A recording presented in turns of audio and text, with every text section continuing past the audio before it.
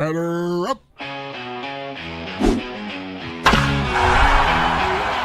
and Chris, they're on the air. Yankees, Mets, they're everywhere. From the Bronx to Queens, the diamond gleams. MLB talk, the ultimate team. MLB is the place to be. Rob and Chris with the pitch you'll see. Swinging stats and stories fly. Baseball talk that's amplified.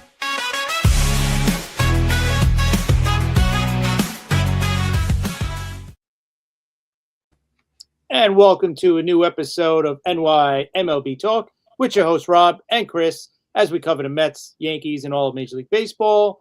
And if you're on YouTube right now, hit that sub button. We would appreciate it. And also, if you want to follow us on X or on TikTok, follow us at NY MLB Talk. And you can also follow Rob at R Marasco. You can follow myself at CP7NY. Rob, we got a great guest on today. Please introduce him so we can get going. Yeah, thanks, Chris. Yes, we have former Major League pitcher Chad Durbin. He played for the Royals, he played for the Phillies, he played for the Tigers, he played for a lot of teams, which we're going to get into. But I'm really excited to have him on. I've been waiting for this. Chad, thanks for coming on. How's everything going with you? Oh, Rob and Chris, good to be on.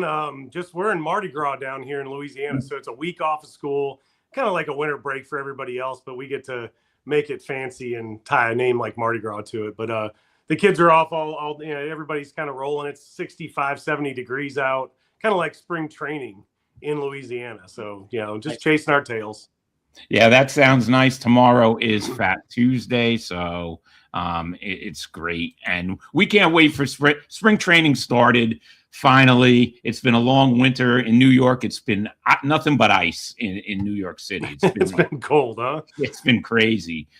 Snow hasn't melted in over a month. So thank God spring's on its way. So let's get into this. Okay. I want to talk to you about your early career first with the Royals, because you were on some great, Royal teams with some great players. Do you remember your major league debut September 26th in 99? Vividly, yeah. It was an old Tiger Stadium, not the new fancy one. Old Tiger Stadium where Ty Cobb took pisses and all that stuff. I got called up late. I got called up 3 days before that, which is late in the season. I was in Wichita in AA and back home getting ready to go to the Arizona Fall League with the prospects, right? And I get a phone call from our minor league directors, Muzzy Jackson. And Muzzy calls me. He's like, "Hey, Chad, how you doing?" I'm like, "Man, it was such a fun run. We won the AA title against Tulsa." He goes, "Hey, how's your arm feeling?" I was like, "It feels great. Couple days off. I mean, I'm ready to go to Arizona." He goes, "Could you throw tomorrow if you needed to?" I'm like, "Absolutely. Like, why are you asking me that question? I'll get a pen in if you need me to." And he's like, "The club needs you to meet him in Detroit." And I was like, "What?" I didn't think, like, in my head, I'm young. You're 21 years old. You're like, wait, yeah. I can get called up from the house in Baton Rouge in AA. And so I ended up I go there and I faced Luis Polonia was the first hitter I ever faced. And I had played RBI baseball on Nintendo with like him leading off for the Tigers back in the day. So for me, it was like, holy crap, I'm facing this guy in this packed house that was not the norm in Old Tiger Stadium. All the guys that were playing with me are like, no, this isn't how this is. It's usually a half-packed house. It's, it isn't that cool, but being full, playing catch, it felt like I was in the movie The Natural, like just running out there. And I hadn't relieved a ton in my life, so I didn't know what to, other than running in from shortstop in high school to go throw an inning.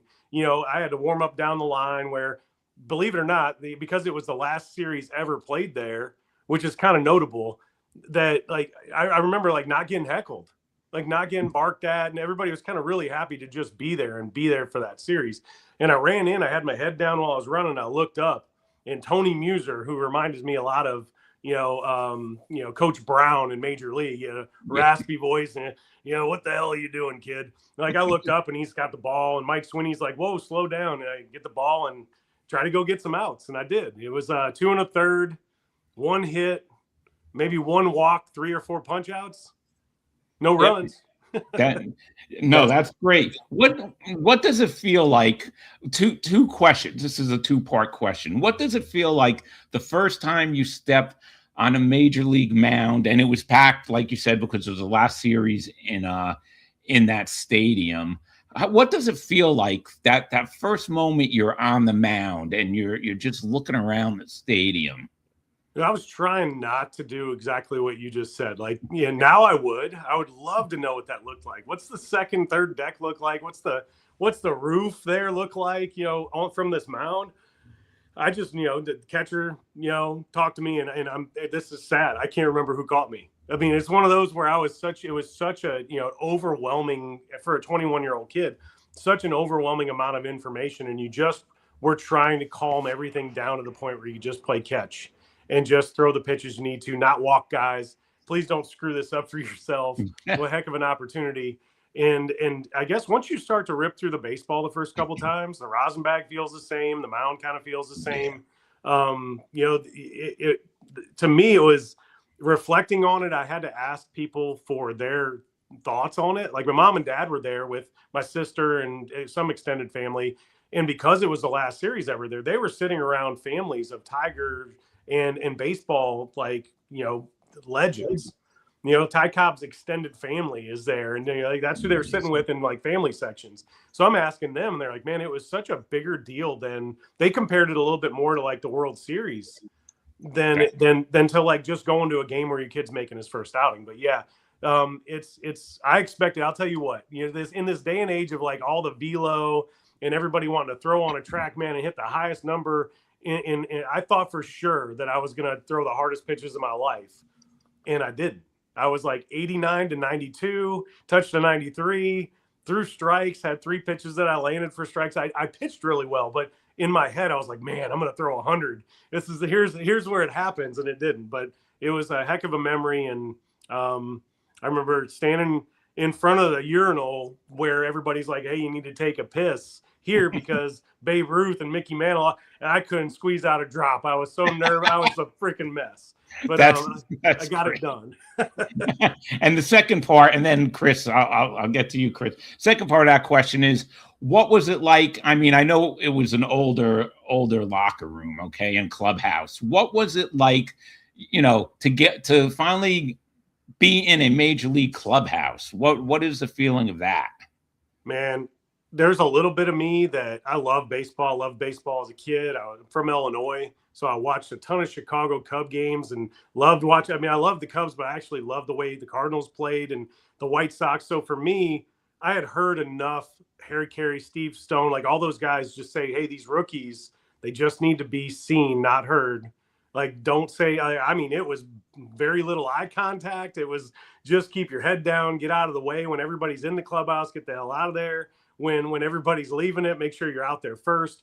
And I guess that was kind of my focus. And what's funny is, so that is the 26th. The last day of the year was probably the 30th or 31st.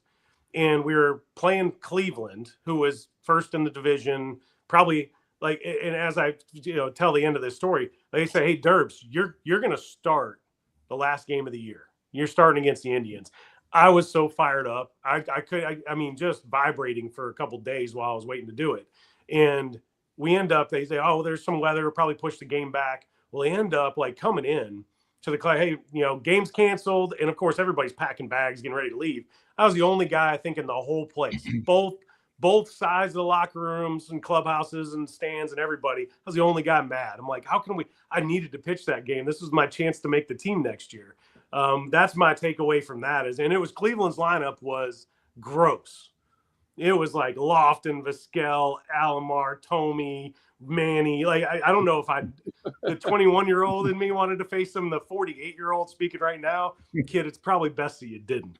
Yeah, that's great. Chris, go ahead. You wanted to ask something. Yeah, Chad, you played on Kansas City 3-4 years, starter every year, and then you signed with Cleveland, and you start to transition to the bullpen. Now, what was the thought process to put you into the bullpen, and how was it for you to change to be a relief pitcher? No, it's a good question. So in 2002, to start the year, I actually got hurt in January throwing, kind of building towards, because I was going to be the second or third starting pitcher on that team in Kansas City, and we had loaded roster, Beltran in center, Jermaine Dye in right, Johnny Damon in left, and Mike Sweeney. We just had a really good team with some starters that if a guy like me, who was 23 at the time, if I could just take what happened the year before, I think it went 9-16 with like a 4.7.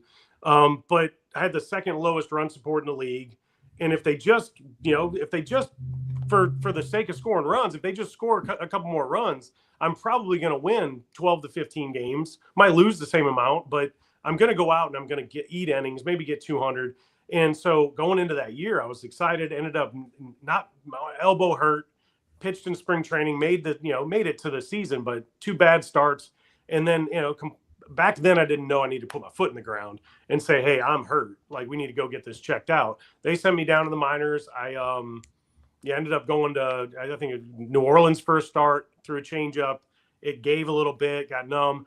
When got MRI, didn't show anything. So they sent me down to Haines City, Florida, which was where, they aren't in fancy Arizona. That's where they are now. Back then it was right outside of Disney, which wasn't terrible if you're healthy, but when you're hurt, it's just miserable. So I went there, 5 months of kind of purgatory and trying to figure out life, and then came back to Double-A to make a couple of starts. And I was, throwing at 80, 85 miles an hour. It hurt.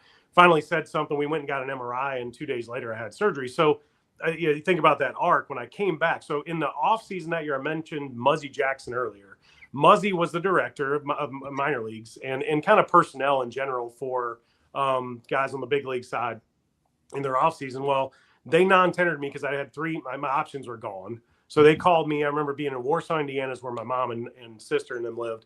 Got the call. Muzzy's like, hey, they're going to get in touch with you to sign you back. If you want to do your rehab and stuff with us, we'd love to have you.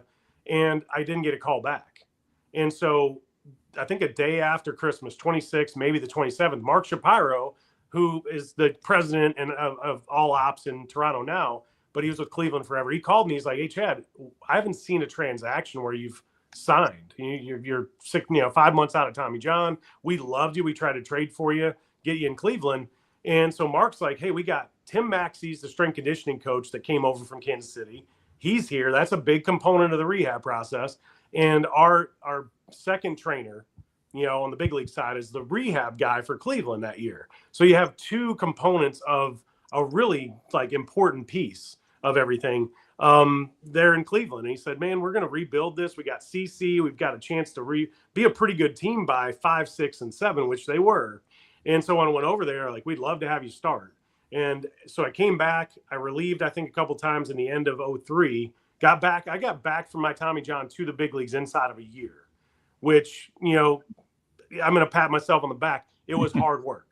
And that was a goal, and I made it. But then the next spring did really well. Didn't make the team as a starter out of spring. They had their 5 guys, but was down there with Terry Mulholland and, Jake Westbrook, who was a longtime starter. A bunch of other guys ended up playing for a long time. Mark and company got it right. So I started, go down to the minors, didn't do all that well. I was still kind of figured out what my stuff was. And to answer the question, it's really hard. You to be one of the 5 starters in a place like that, you got to hit pay dirt. You got to be good. And they're trying to win. Guys are trying to keep jobs as managers. I get the math now.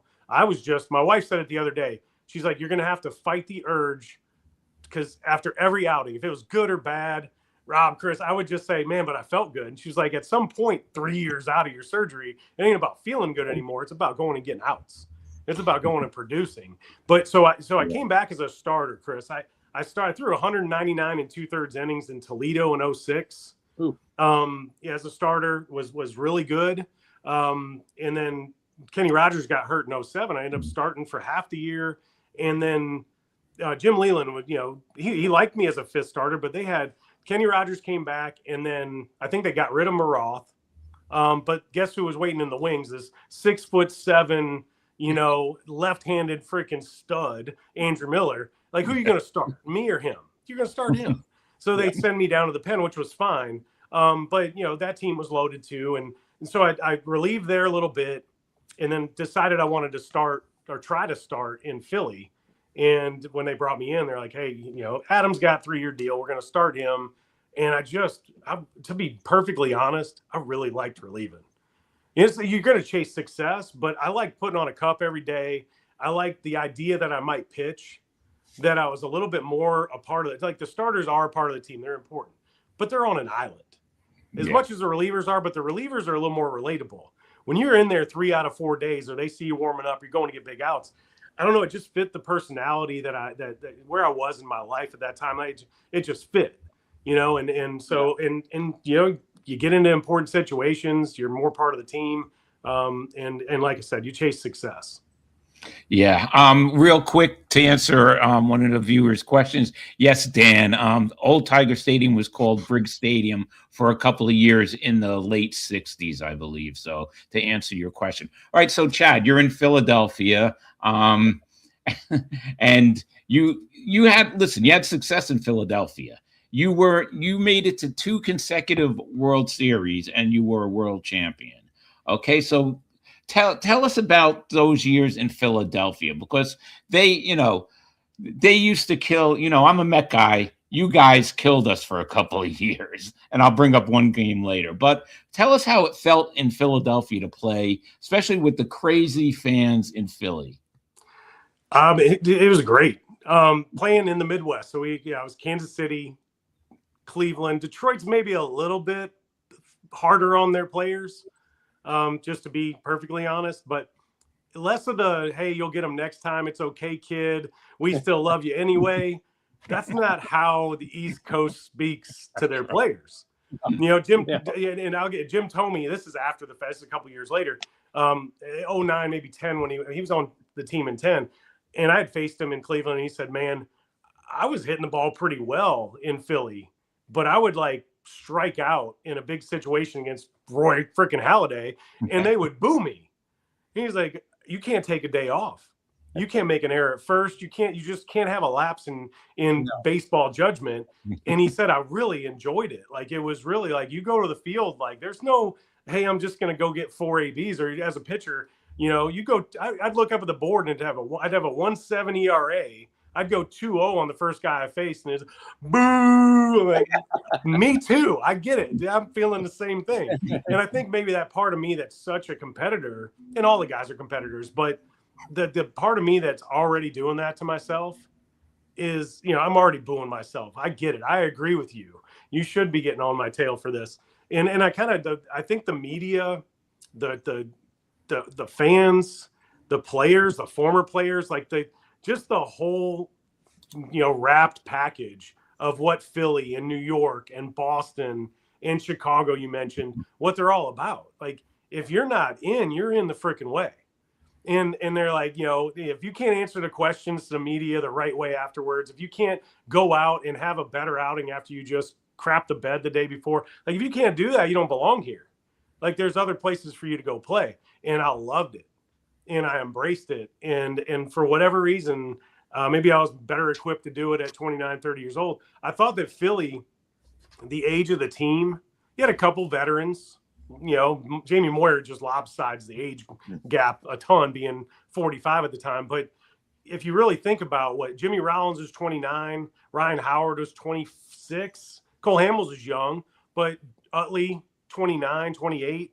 I came in at 30 years old. He really had a team full of guys. Jason Worth, there's a bunch of guys that were similar ages, going through similar stages of their life, having kids and doing all that stuff. And I had no idea.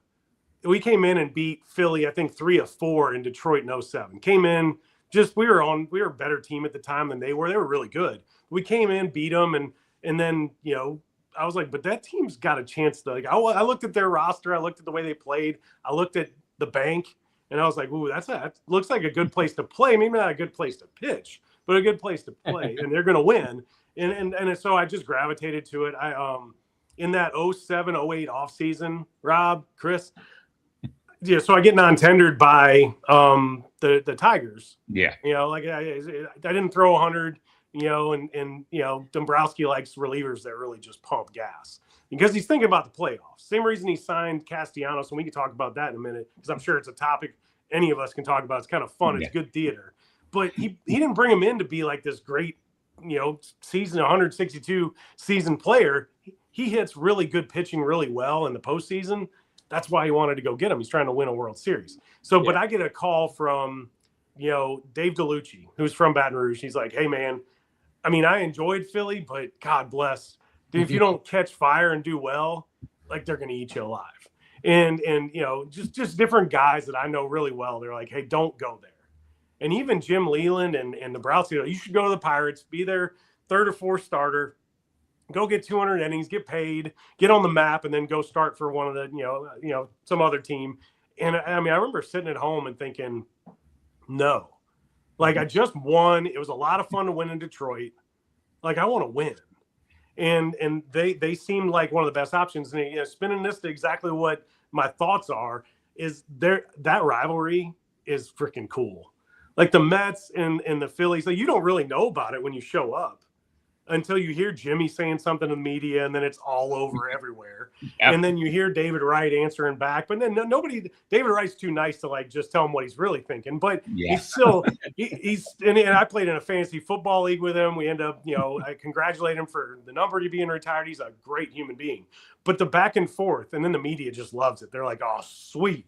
We got something to do during spring. We're going to fire shots at each other. This is going to be great. And then you go play at Old Shea, and you see the third deck of people like getting in fights during a game. Yeah. And you're like, wait a second, this is really happening. These people really care whether we suck or not.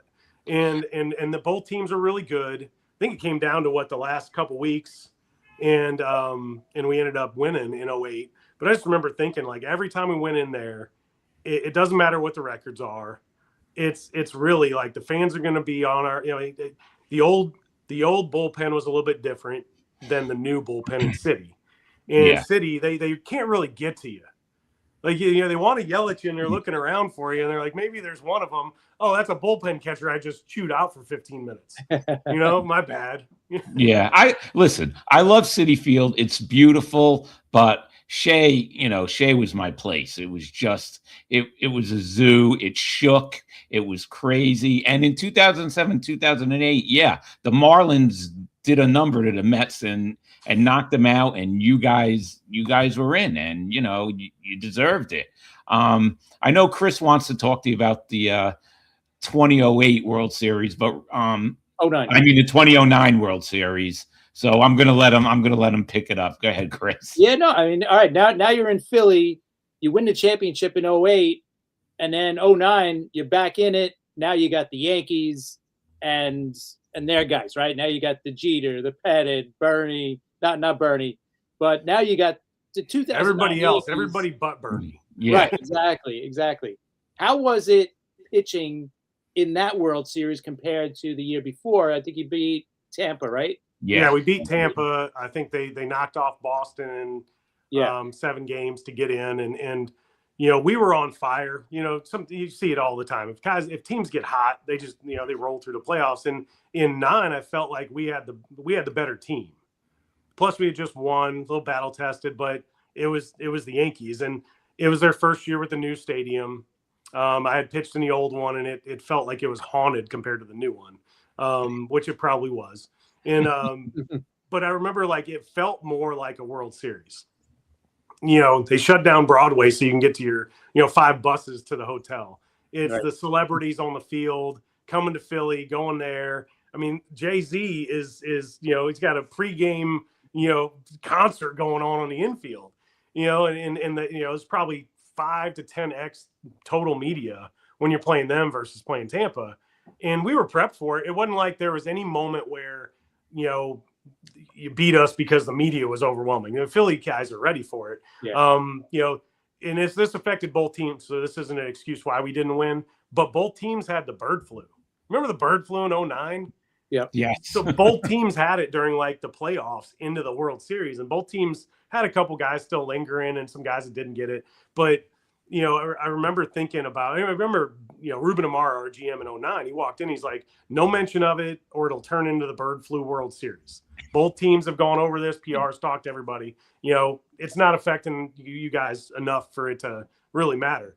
But I remember pitching up to the point. Posada hit a broken bat, bloop single to drive in a run off me. And up to that point, Peter Gammons pointed it out, and shame on Peter for saying it to me. But he said, hey, man, you haven't given up a run the last couple of weeks of the season and the playoffs. And we have faced all and of course, you know what that means. Like Posada, Jorge he'll catch a ball off a label and throw it over the infield with the best of them, right? Well, he did it to me. And then I think I faced Jeter in Game 6, threw him a changeup, and he had a fly ball into the gap. And we had Francisco on left who didn't run well, Victorino, who's a hell of an outfielder. And he just said, I didn't pick it up till late. And it didn't even land on warning track, but you know how big left field is there if you're shaded at all. And I remember seeing it in the air and thinking it's an out. Might move a runner, it's an out. And it finds dirt. The place goes nuts. You know, there's beer getting poured on our family section. Like, it's part of being there, you know? Yeah. And then, and having been in the, having won it, I don't know what would be better. You lose the first one, win the second one, or win the first one, lose the second one, because I was able to like process it differently in the playoffs and everything in 09. I slowed it down, but watching the Yankees celebrate in person, first year of their new stadium, like all the different stuff. And I just remember thinking like, they beat us. We were really good. PD didn't make great decisions with his, 89-mile-an-hour fastball versus the 99 he used to have. But it felt like the coolest experience in baseball is to go into New York in October and play baseball there. And it was really cool. I wouldn't trade it for anything. It sucks that we lost. I think we win a couple more in the next couple of years if we win there. The next year we got beat by, big time, Tim Lincecum and Baumgartner, and they shut us down. And 11, they were really good too. I ended up somewhere else, but should have signed back with Philly. We screwed that one up. But yeah, it's just anytime you go into New York to play either one of those teams, it's electric. Yeah, it's okay. So I'm going to get back to a game where you messed up my 4th of July barbecue in 2008, July 4th. You pitched a couple of great innings against the Mets. I had a barbecue, I had everybody over. We had the game on in the backyard, grilling, having some beers, and you struck out 6 Mets that day. Do you remember that? I remember facing a couple of hitters, Beltran being one of them. I'm sure Wright. I don't know if Francoeur was on the team. I think he was in Atlanta that year. But there were a couple times where, I'm sure you're like, who's this Durbin guy? Where the hell did this Durbin guy come from? But I just, I learned. I had cutter and sinker in 06 and 07. I started to throw it, and when I got those synced up with a decent breaking ball, I could get some guys out, and I felt different. It felt good early in the year to go into Shea and whether y'all came into us and play them well. I mean, you play the Mets well in Philly, you get a little crown with it. They're like, hey, here you go, good job. And I remember thinking about, I wanted to keep going. Like it was one of those where I think I struck out Beltran to end my last inning. And, they got the handshake out like, all right, you're done. We're going to roll these other guys in here. But when you're going good, you want to keep facing guys. Yeah. I think there was one point where catcher came out. I think it was actually Chris Coast and not Chooch catching. And he said, hey, what do you want to do here? And the cutter was good that day. I said, as many cutters as it takes. We'll throw 7, 8, 9 of them in a row if we have to. And, it's just a lot of fun to face that group. And you don't realize that 45,000 people are there until they make noise. Sometimes if you've been doing it a while, I guess when you're younger, you hear everything. But when you're older, it's like you're locked in, you're making your pitch, you strike out Beltran and the place goes bonkers. And in my head, I can see the Beltran that was not even swinging left-handed in 1997. He didn't even swing. He wasn't even a switch hitter until the fall of 97 in instructional league, believe it or not. And now he's a Hall of Famer, and I get to tell that story. But yeah, that was I'm sorry I ruined your barbecue. That's okay. Okay, we got a viewer question. Joe Dell wants to know what your go-to pitch when you needed to take somebody out was. So I didn't throw it as many guys, purposely. When I was younger, it was a 4-seamer. You can't miss. There was a time. Okay, so Chris, you probably won't remember the moment, but I remember this happening. I was in my rookie year in 2000. Clemens hit Mike Sweeney in the head. Okay. And Jay Witasick was pitching for us. And Jay played for the Kansas City Royals, played for San Diego. But they told him, okay, Roger hit Mike first inning. You got to hit, Knobloch or Jeter. He goes out there. I think he walks one of them, gives up a hit to the next guy. And I remember them picking up the phone. There's the phone to the bullpen, and then there's another phone in there. That phone goes upstairs. that phone upstairs, hey, I want him out of here by tomorrow because he didn't drill somebody with it. So anytime I was told, like, hey, man, you got to drill somebody, it is what it is. Like, hey, we can talk about, oh, it slipped and all that. No, I'm not going to say it to the media, but somebody says, hey, 26 needs one in the ribs here, don't miss. As I got older, I hit guys. It was more of a cutter getting away from a lefty and getting in on a guy. I was really trying to move guys more than I was trying to hit them.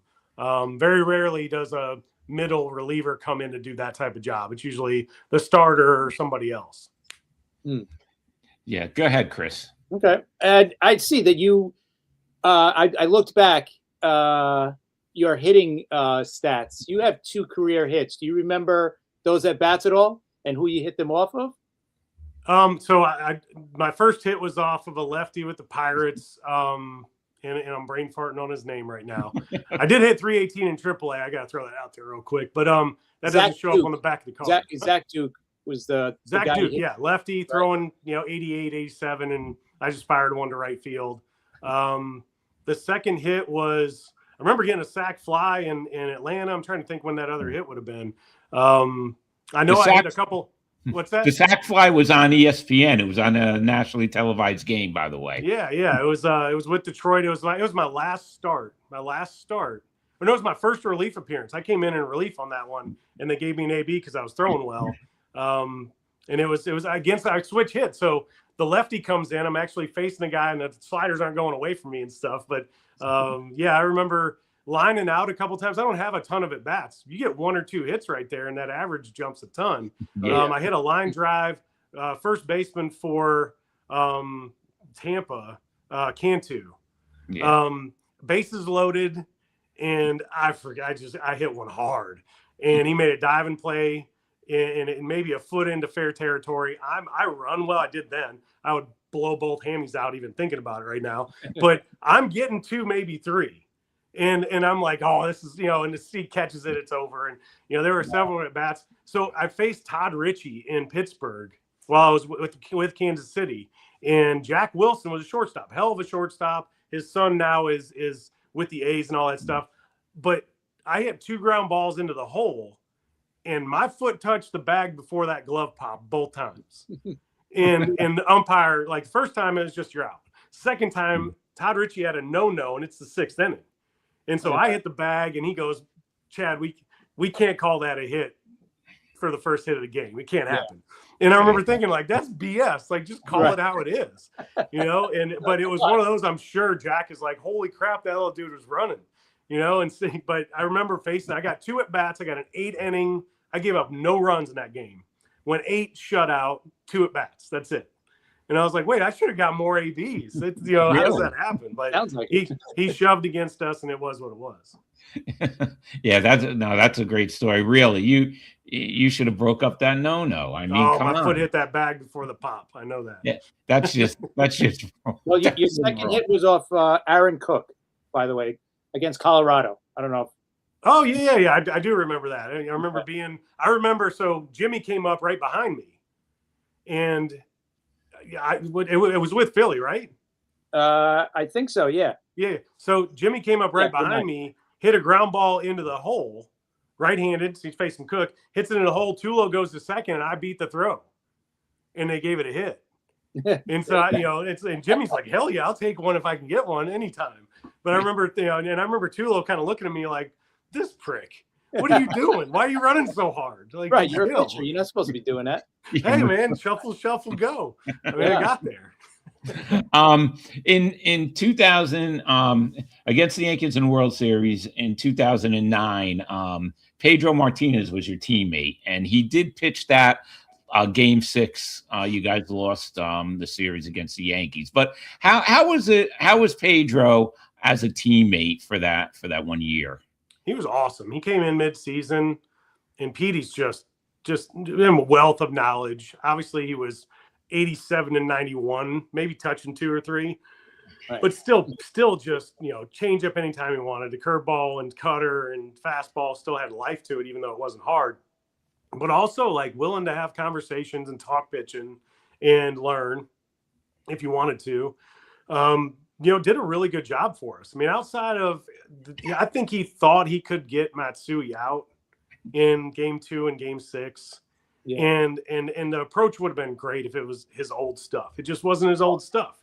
And Matsui was on fire. But you pick who you want to go at in that series. Who's hitting behind Matsui? A-Rod? Yeah. Teixeira? Like, who are you gonna let beat you? Yeah. And so I get it. Like, hey, I'm gonna try, but he tried to go in, and Matsui was just bailing on everything and pulling everything, and he caught a couple. But yeah, PD was a lot of fun. Pedro was awesome to play with, and just sit behind on a plane and just be like, that's Pedro freaking Martinez. Yeah. This is cool. That's great. And, when you think about it, you got to play in 2 consecutive World Series. There are some of the greatest players in Major League history who don't even get to play 1 World Series game. No doubt. And, so no matter what, you have that, and you have a world championship too. So that's great. It's like it happened to someone else a lifetime ago, to be honest. I mean, I'm 48. I have kids that are, 12, 13, and 18. And I get reminded every now and again, you'll see somebody. I mean, we have a lot of Baton Rouge because of LSU, and Louisiana's got, for per capita, a lot of talent. Like, a lot of guys go out and end up playing pro ball. And so you just run into a guy, and, they've got to tell their, like, 14-year-old son, well, this is, Chad Durbin.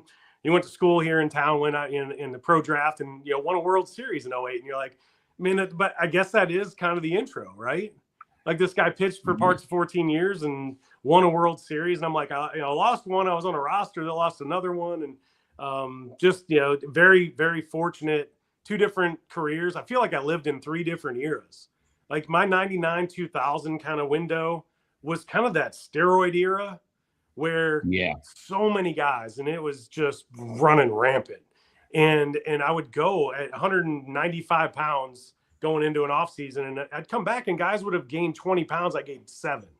And then, you ran into the backside of that. I want an asterisk by all those home runs I gave up, by the way, all those high ERAs early in my career. I want the asterisk for the opposite reason. And then at the middle of my career was kind of like the transition into, this is what baseball looks like without the steroid era.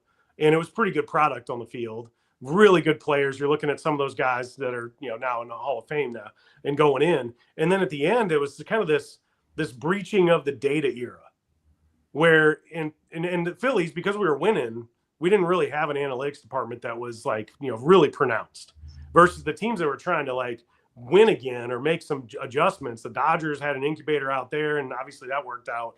But data-wise, Allard Baird was with the Mets for a little while. He was with Boston. He called me in the 13 offseason. I was a free agent again. And he said, Chad, I know you don't want to hear this. We want you to go to Pawtucket. We want you to start. Your curveball it spins in some of the elite ranges. Your cutter tunnels really well with it. And we would probably can the changeup, and you would throw sinker to complement that tunnel. And Chad, you could be a starter within a month in Boston, and we're going to be really good. And all I remember thinking is like, man, it's 7 years in a row where I haven't sniffed the minor leagues except for like coming back from a hammy or something. Like Allard. And I love the dude. He was my GM in Kansas City. I'm like, I can't go back. I'm not going to AAA. It's not happening. But I remember that was the first time that like, I said, so tell me why. And at the time he was like, no, that's information we have. This is what we'd encourage you to do. He didn't even say the part about you having a high spin rate and you this matching and all that stuff. But yeah, that was so that era is now the era. We're kind of in that one beyond that one. Like it's like it got scattered and shot up a little bit. But I'm having to figure it all out because I have a pitching academy here. We do remote stuff, performance pitching academy. We've got to have the kind of the balance, Rob and Chris. Like, you got to be old school enough to be like the 6 inches between your ears and throwing strikes and being able to execute under pressure is still always going to matter. But you need to know your data. You need to have an idea of what your TrackMan data is and how StatCast plays. I did broadcasting in 22 with the Phillies, and you bring up StatCast, you have it open, and like after every pitch within 2 seconds, Zach Wheeler's stuff pops up and you get to see exactly what it was. And it's an advantage. Like if you can process information at a pretty quick clip, like advantage you. Like you can actually eliminate, if you were going to throw a pen just to give you a quick idea, this is a quick, kind of anecdote. Okay. If I'm throwing a 30-pitch pen, usually if you were trying to see whether or not a new slider grip is working, it might be, I don't know, 10, 12, 15, 16 pitches in before you're like, all right, now I'm getting it to repeat. Because you're seeing the spin, you're seeing a little dot on the top of the ball, so its axis is going down. Now you throw one, and TrackMan brings it up on the iPad, and you're like, okay, throw one more of those with that grip, and maybe try this grip. Boom, third pitch in, I'm where I was at pitch 14. So the data for guys that can process, or you have guys that are like, I don't give a crap about it, don't talk to me about it, just tell me whether it was good or bad. You know what I mean? And fair enough, that's good too. But that's why you're seeing, such a variety of approaches amongst 30 teams. Well, what are your thoughts now? You're talking about the game now. We're going to see the ABS system being brought into the league. Yeah. Well, what are your thoughts on that?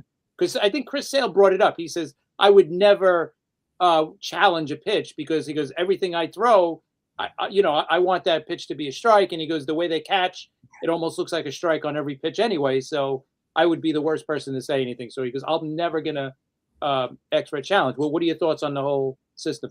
That's kind of been my thought all along, is very few pitchers are going to, it really comes down to the catcher and the hitter, the ones that are closest to the plate. And you might have some pitchers that take that on. That's who they are. I would imagine like a Trevor Bauer, if he were, pitching the big leagues, he'd be a guy out there, triple tapping. Right. But I think catchers are going to have the best idea. And if they don't have to go to this new framing world where they're stealing the pitch and they're just sticking it again and really getting into the best position to throw a guy out, they're going to know within a couple centimeters of whether that ball was a strike or not. And it's going to come down to, the guys that are best at that. Winning the ABS, calls is going to end up being, the stat that kind of comes up a bunch in broadcast, because they're going to try to sell it as a positive. If it's as quick as it was, I watched some Arizona Fall League games, some minor league games. If it's, boom, boom, challenge, it goes on the board, and in 7 seconds we've got our answer, then I think it's a consumable, thing.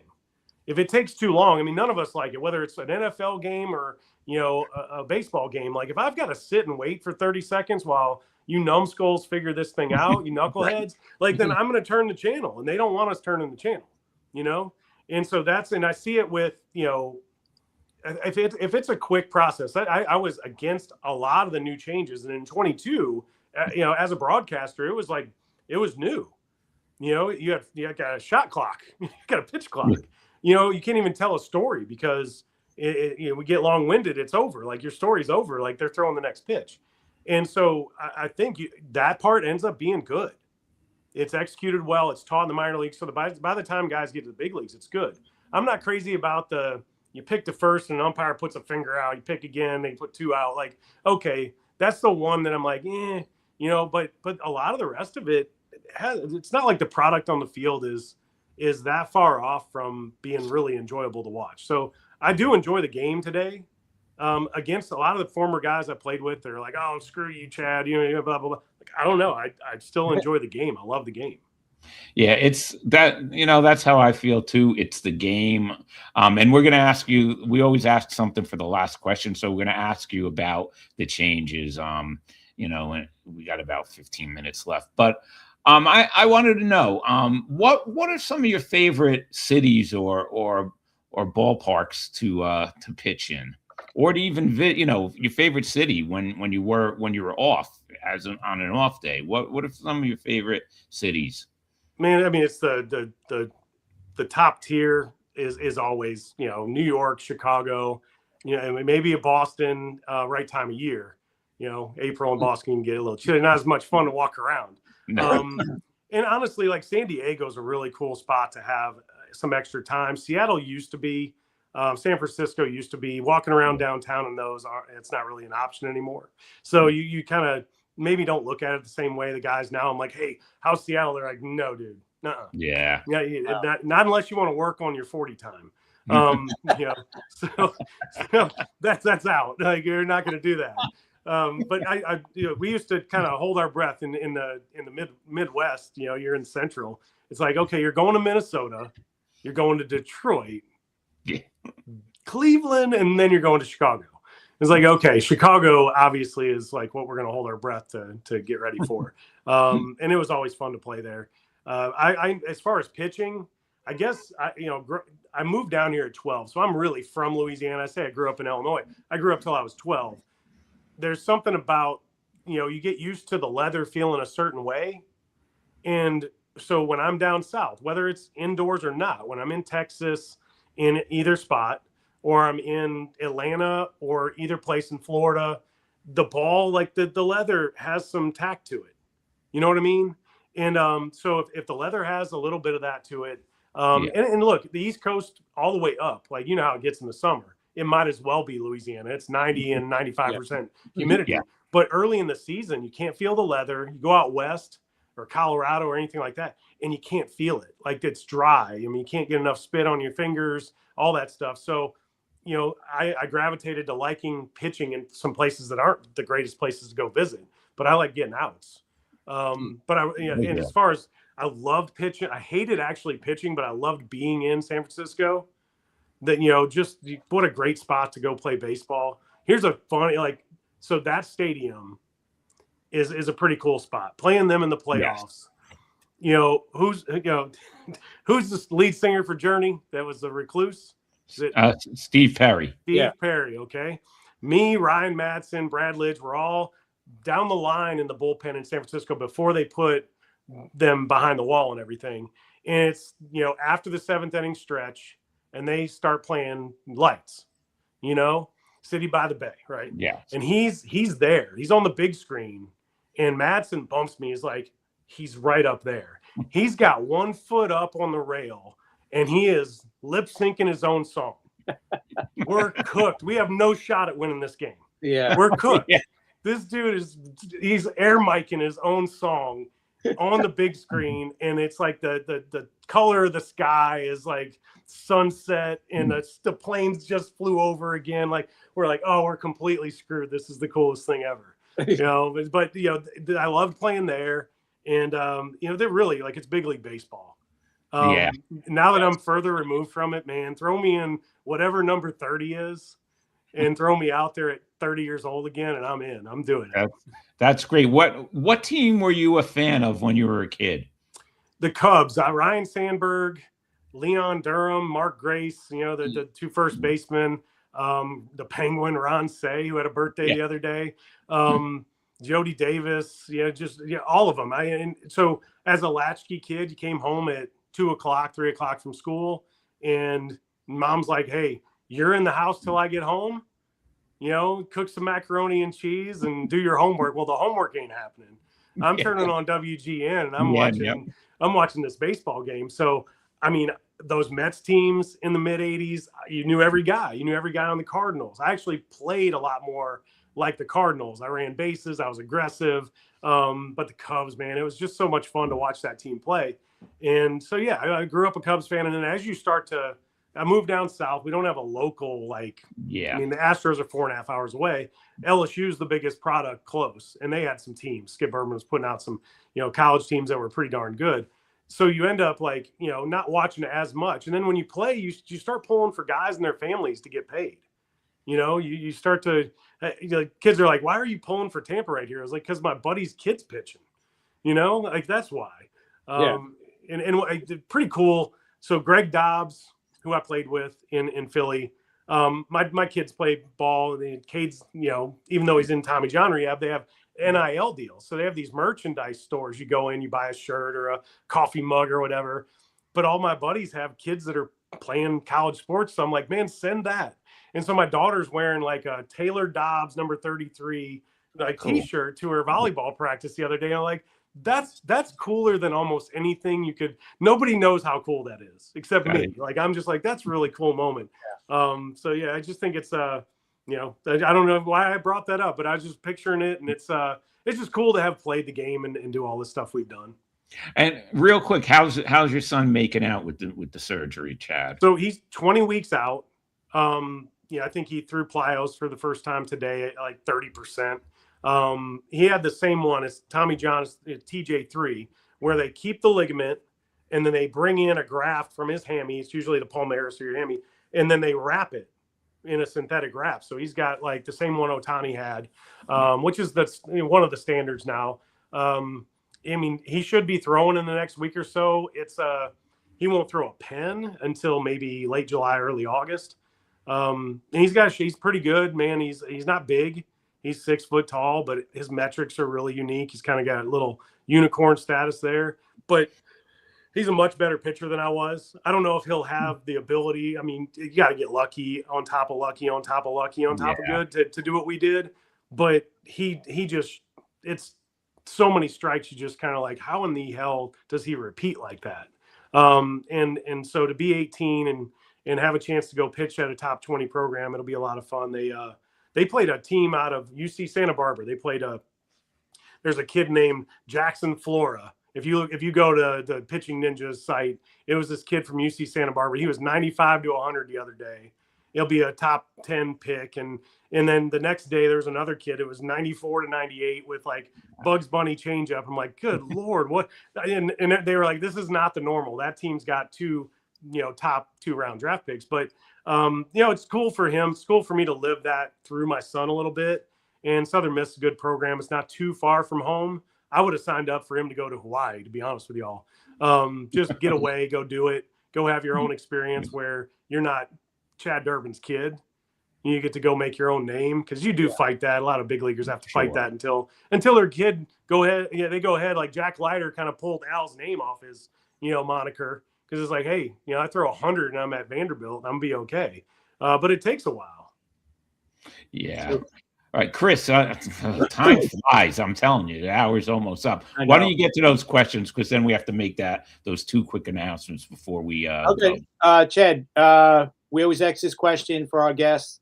If you were named MLB commissioner today, what changes would you make to the game? I think I would add 2 teams. Okay. I think Nashville is a no-brainer.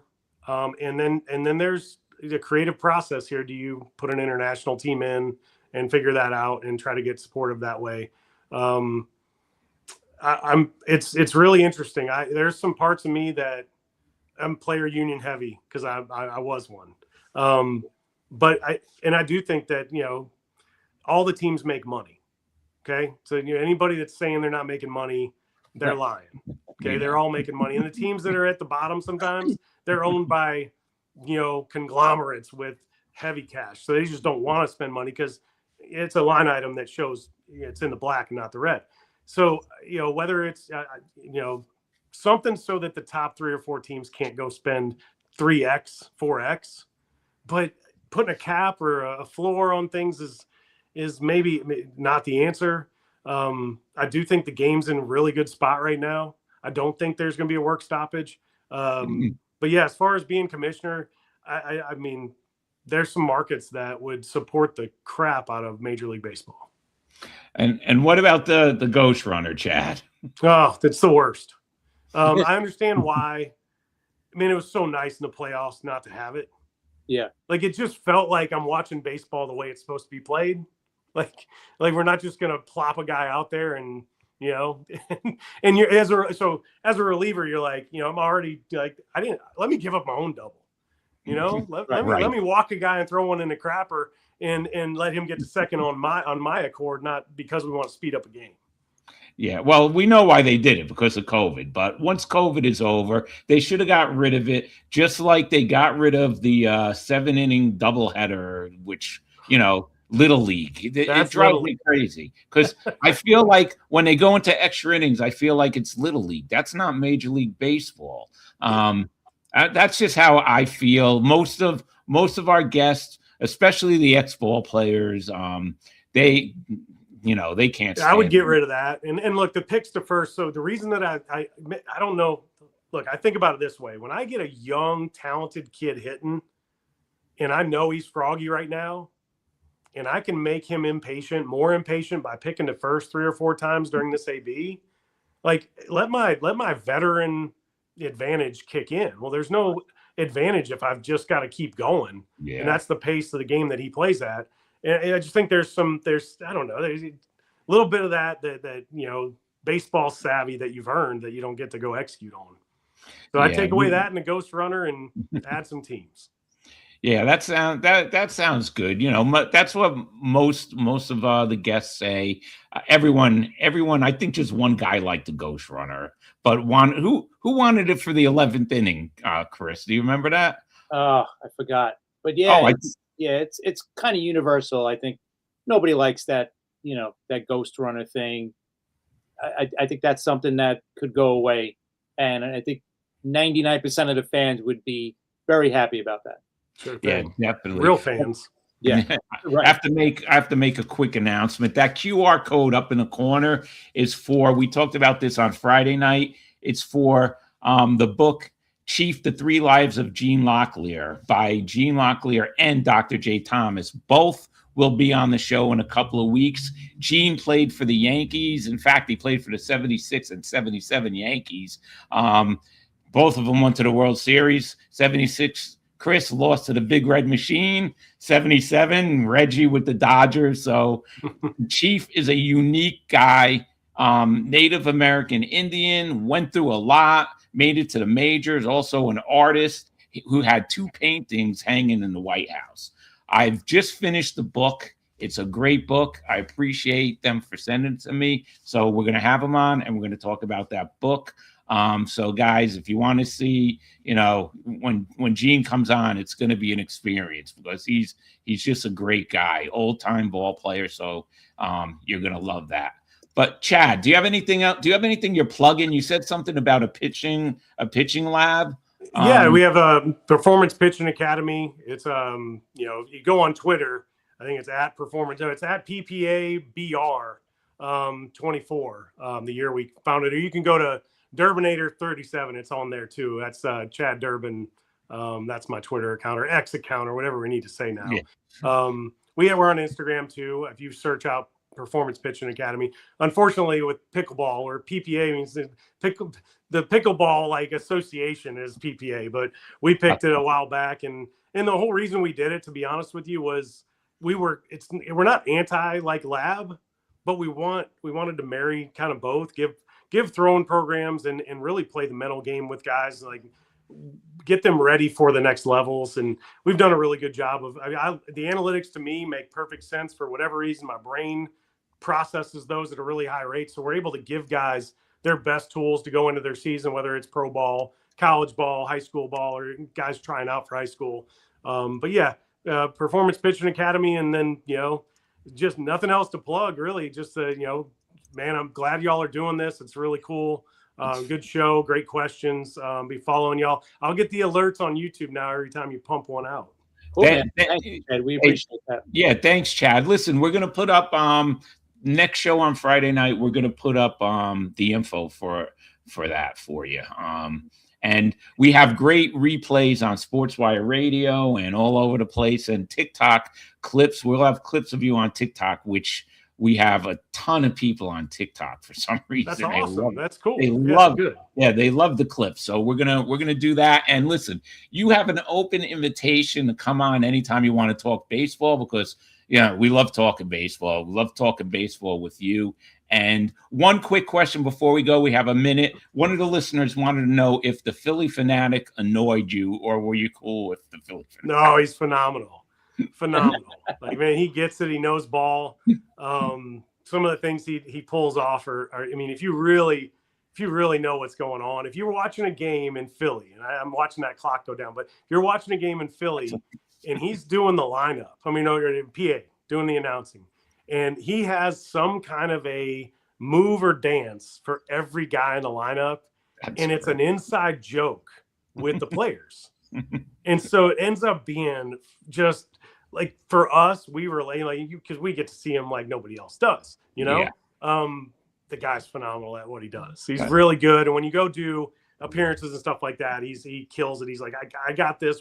I'll get him going. And then it's just layups from there.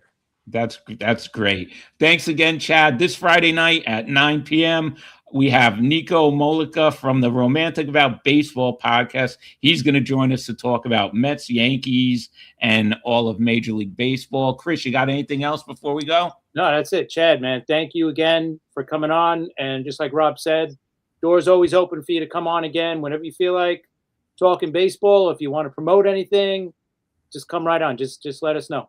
And Giddy up. I love it. Thank y'all. Appreciate it. We'll see everybody Friday, 9 p.m.